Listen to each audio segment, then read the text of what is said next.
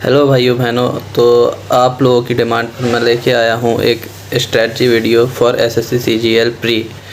आप लोगों ने पूछा था कि मुझे इस सब्जेक्ट पे कुछ बताइए, कहीं इंग्लिश पे कुछ बताइए, कहीं जीके पे कुछ बताइए। तो मैंने कहा आप लोगों के लिए एक इकट्ठा शॉर्ट स्ट्रेटजी वीडियो रहेगी, ये ले आता हूँ। तो चलिए हम शुरू करते हैं। सबसे पहले देखिए मैथ सेक्शन में मैं अधिकतर क्या करता था, प्रीवियस ईयर पेपर्स जो भी हमारे, जैसे अगर मैं 21 का दे रहा हूँ तो 20 वाले सारे पेपर्स प्रीवियस ईयर कर लेता था। प्री मेंस के मेंस भी कर ही लेता था, प्री प्लस मेंस। और उसके अलावा सीपीओ, सीएचएसएल और एमटीएस के मैंने नहीं किए क्योंकि इसका लेवल बहुत ही लो रहता है।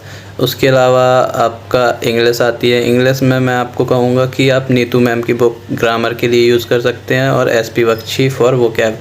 इन दोनों को आप रेगुलर इंटरवल पे, जैसे कि अभी आपने अगर इंग्लिश का सेक्शन रेगुलर चलाया तो आपके महीने भर के अंदर ख़त्म हो जाएगी ये किताबें। उसके बाद आप लोग क्या करेंगे, तो फिर उसके बाद आप अपना प्रैक्टिस करिए। फिर आपको जब लगे या जब पेपर नज़दीक आ जाए उस टाइम पे फिर से आप एक बार इन्हें रिवाइज़ कर लीजिए। दूसरी बार का रिवीजन क्विक होगा, वो उसमें टाइम नहीं लगेगा। इन किताबों को सबसे पहले याद करने में ही टाइम लगता है। जब आप एसपी बख्शी उठाएंगे उसकी वोकैब याद करने में ही आपको शुरुआत में टाइम लगेगा। एक बार याद होने के बाद आप उसको बस रिवाइज़ करते रहिए बार बार। एक टाइम आएगा आप अपने आप तैयार हो जाएंगे।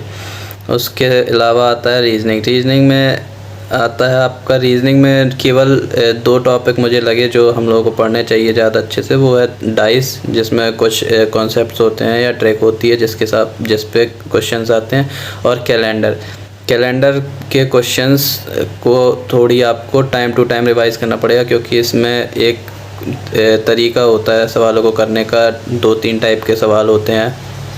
तो ये 2 टॉपिक हैं जो रीजनिंग में आपको बार बार रिवाइज़ करने पड़ेंगे। उसके अलावा आपको रीजनिंग केवल मॉक दे के ही हो जाएगी।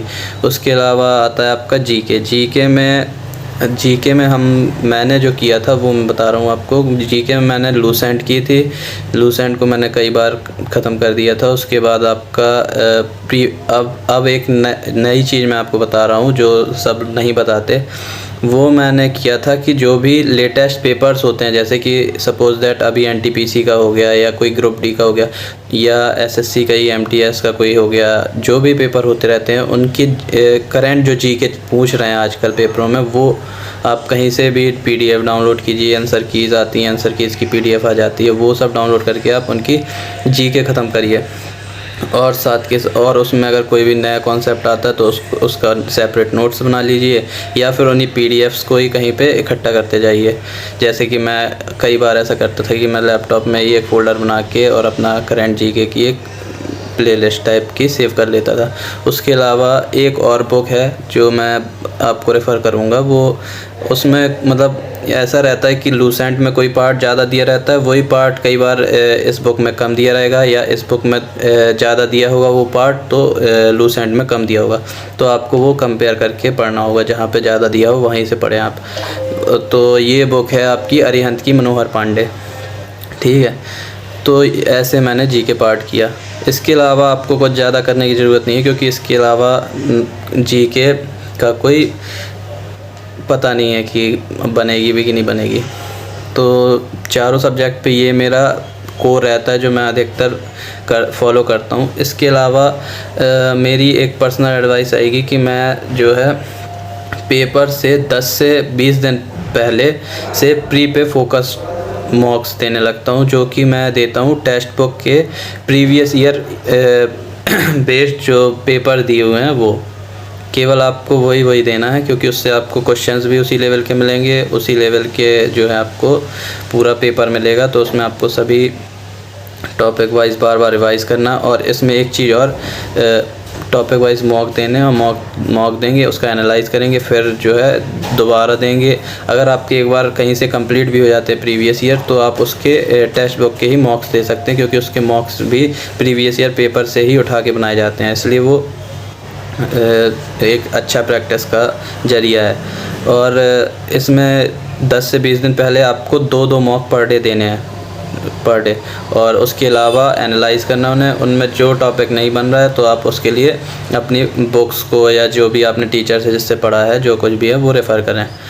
और इसमें एक चीज़ और मैं बोलूँगा कि एनालाइज जब आप करें टेस्ट को, तो उसके बाद एक अपनी सेपरेट कॉपी बनाएं जिसमें आप हर टेस्ट से आपको 1 या 2 क्वेश्चन ज़रूर फंसेगा। अगर आपकी मैथ कमज़ोर है या कोई भी अदर टॉपिक लाइक इंग्लिश में कोई वोकैब टफ़ आपको लगी कि जो आपको बुक्स में नहीं मिली या कुछ भी ऐसा हो, तो वो आप नोट करते हुए चले जाएं। और ज़्यादा ये नहीं सोचें कि मैथ सेपरेट हो जाए, इंग्लिश सेपरेट हो जाए या कुछ भी, जस्ट बनाते जाइए कि आपके टफ़ टॉपिक्स का एक सेपरेट नोट्स प्रिपेयर हो जाए बस।